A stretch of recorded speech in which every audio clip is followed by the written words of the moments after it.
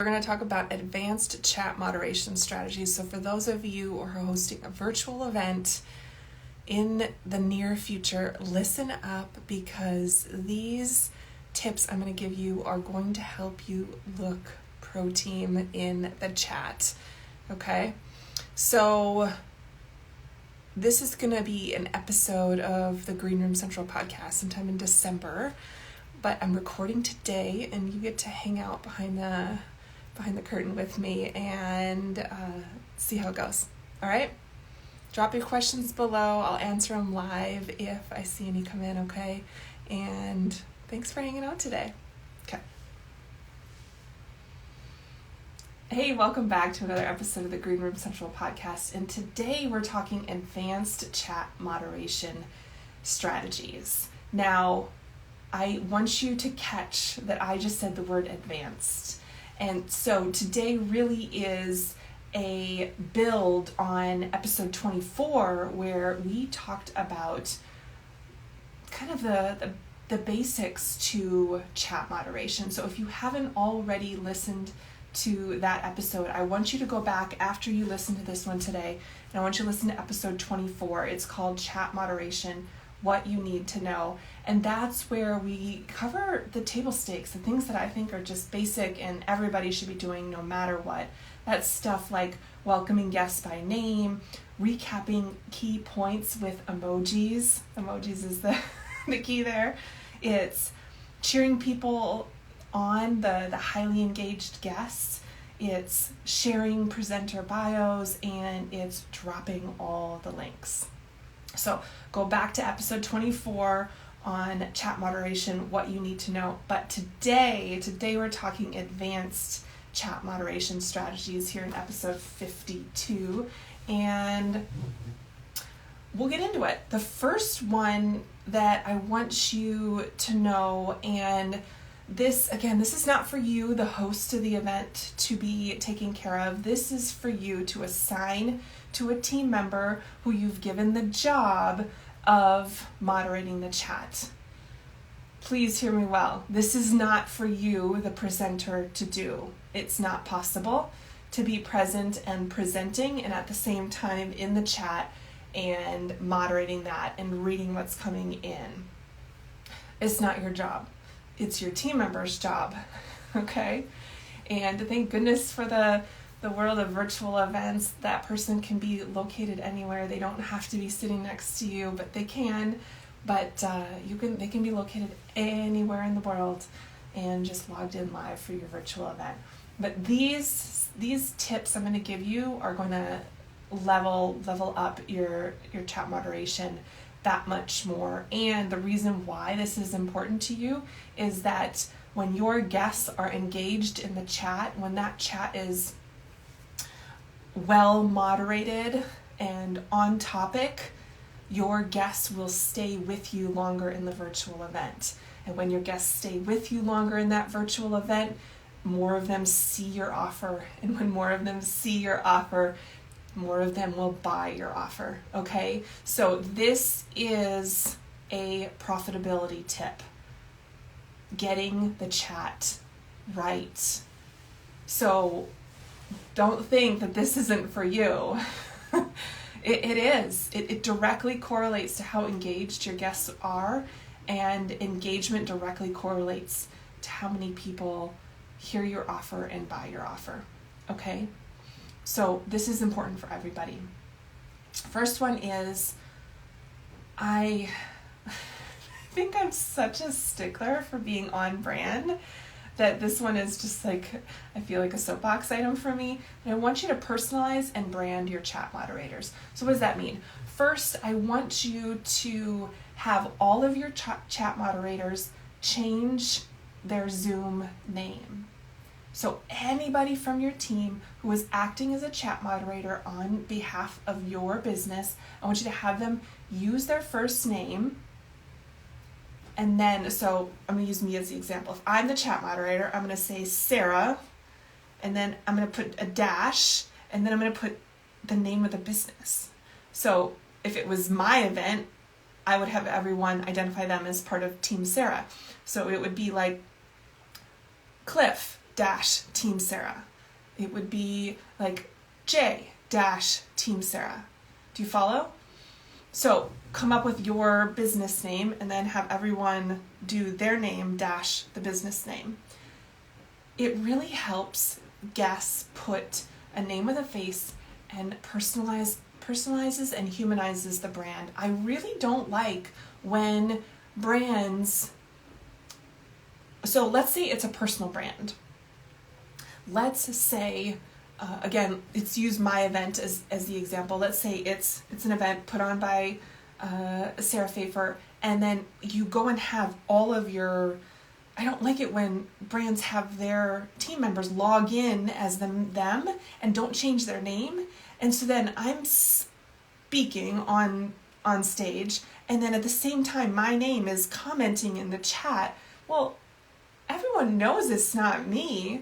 So why is that the name, my name? It almost feels like we're hiding something. And I don't like that. I really think it looks so pro team to have the person's name and then a dash and then your brand name. The next thing I want done, and this doesn't take much time to look that next level of polished and professional and kind of like put together, is having everyone who's anyone from your team who's acting as a chat moderator who's already changed their Zoom name, I want them to also change their Zoom profile picture. And I want you to provide, someone from your team, go and provide an image to each of them so they all use the exact same one. And what I want it to be is a solid color square that is reflective of your brand colors. So pick the most prominent color in your brand. In my case, it would be a navy. And then 2 letters go on top of that, or 1 or 2 characters. There's really just not much more to visually be able to see more than that. But for me, it would be like a blue with a white SF. And provide that to everyone who is a chat moderator so that it also is visually eye-catching every time and noticeable every time someone from your team is in the chat. It just kind of levels up their authority and, again, brands the experience. So those 2 things are so important. That's number 1. The second thing is being prepared with rules of the road. And this one's going to take a little bit more preparation, and I think it's worth it. It's like well-oiled chat moderation is about preparing in advance for what you know is coming. And having stuff pre-written in a Google Doc that can be copied and pasted into the chat by all of your chat moderators so that the message stays consistent and clear and on brand. And so when we're talking about, and this works, for links, we covered it back in that basics episode 24, but to take it to the next, and we talked about pre-writing speaker bios and pre-writing key points that you're going to drop throughout presentations. We covered all of that in that basics episode 24. But to take that to the next level, what you can pre-write is the following. I'm going to give you a few prompts that will be extremely helpful to eliminate questions and confusion and too much unnecessary chatter in the chat that can derail us from staying on track. And it's what are the rules of the road, or the how-tos when it comes to first workbook and journaling. So if you're going to call for people to fill out something in their workbook that was provided when they signed up for the event, or journal on something, what I want you to have pre-written so that all of your chat moderators can just copy paste is, where do I find that digital workbook or physical workbook? Was it mailed to the home? What am I supposed to write? And how long do I have for this exercise? So when you know that you're going to be doing those things in advance and you can pre-write those rules of the road into that shared Google Doc that all of the chat moderators have access to. It can be a live, living, breathing document that you can adjust on the fly. I love that for events. Then you have any information about, and clear and concise, short, direct, about workbooking, journaling, and have that ready. The next thing in the rules of the road category is if there's going to be a contest or if there's going to be voting, I want you to share instructions, rules, how to participate, when it starts, when it ends, the link, how many entries they get. You wouldn't believe, especially when we start working with these larger volumes of guests inside a virtual event, how quickly people can pile on when one person asks a question to clarify and then everyone else is like, oh, I have that question too, or I'm wondering too. And then it just seems like things are out of control and off the rails when they're really not. It's just this like piling on that's happening.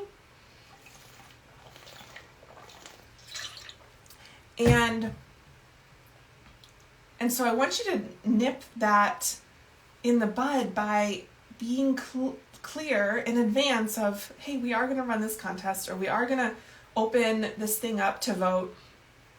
And so let's write down those instructions, those rules, how to participate, timing, number of entries, when it starts, when it ends, the link. Put it in the Google Doc, clear, concise, direct, so it can be copied and pasted into the chat. And bonus points, if I could send you a virtual cookie, I would use emojis, because those definitely are not used very much by general guests at a virtual event, but they're easy to pre-write into I'm just going to say Google Doc again, use whatever shared word processing platform that you want during an event. But I love having the Chrome extension in my browser, so I can just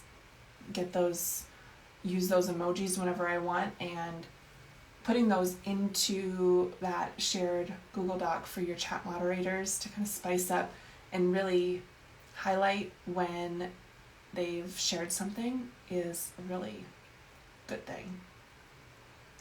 And then last in the rules of the road section is breakouts. So anytime that you are going to do a breakout, I want you to share who goes first, who's the timekeeper, what to say, or what questions to answer, and how much time is per person. So put the same stuff that would be on a slide in the PowerPoint, I want you to be able to put into the chat, so that, again, we're kind of nipping all of that extra chatter, unnecessary chatter in the bud, having the information come from the source, your chat moderator, right there in a timely fashion. And that's another reason why having it all pre-written is a great idea, because it allows your chat moderators to be timely. All right, next one is, I call this category End Strong. Anytime that you're wrapping up a session or even the event itself, I want you to pre-write the call to action so that the chat moderator can just copy and paste when the time is right. Really end things on a high note with exactly what each guest should do next. Love that one. End strong. Last one we're going to talk about today is how to end and redirect off-topic conversations. You've heard me say it many times today already, that it's easy for chat to get out of control, for people to pile on when one person asks a question and then everyone comes on and says, oh, me too, or I have the same question. So aside from constantly saying, all right, let's stay on topic, or let's let's kind of quiet in the chat, and you can have different versions of that pre-written for your chat moderator to copy and paste into the chat. Monitor the chat for distracting conversations that really should be held elsewhere. And maybe they are a fabulous conversation, but it's just not on topic and for what's happening right now. And if that's the case, have something written in a way that sounds like it's from, in your voice, in your brand. Something to the effect of, let's stay on topic. You can connect on that topic or with each other here, and then you have the link to your community.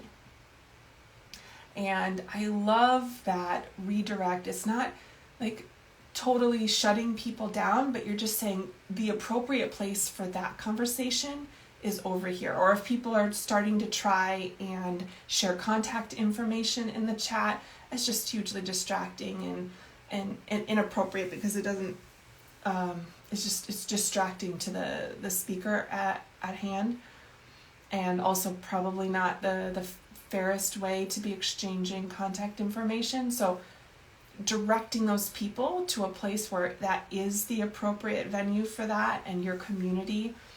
So whether that's your circle community or your Facebook community, wherever it is, having that link ready so that you can be constantly calling out, hey, if you want to connect with each other one-on-one, the community is a great place to do that. Access it here. And on that note, the Linchpin Nation community is a fabulous spot for you to be connecting with each other, with like-minded business owners who are using events to scale their businesses. That's over at linchpinnation.com. linchpinnation.com. Now, today we covered 4 things.